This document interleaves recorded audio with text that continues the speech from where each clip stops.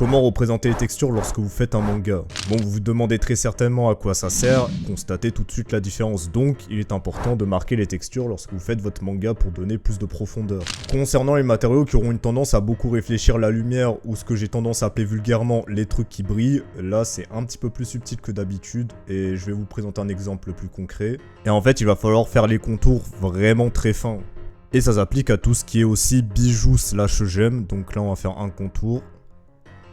Marquer l'aspect plus profond à l'avant. Et faire une petite boule qui représente la lumière. Donc là vous avez soit cette option ou sinon je vous réfère à la vidéo de comment texturer les métaux nobles. Et vous aurez une autre astuce pour faire tout ce qui est de l'ordre des bijoux.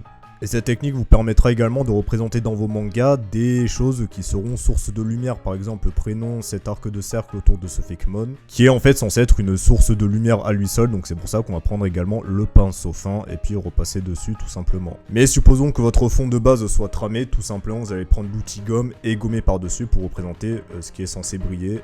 Et c'est donc de cette manière là que vous allez pouvoir représenter aussi des blocs de glace en faisant quelque chose de très fin. Et voilà, une fois l'ancrage terminé, on remarque dès le premier coup d'œil ce qui va renvoyer la lumière et le reste.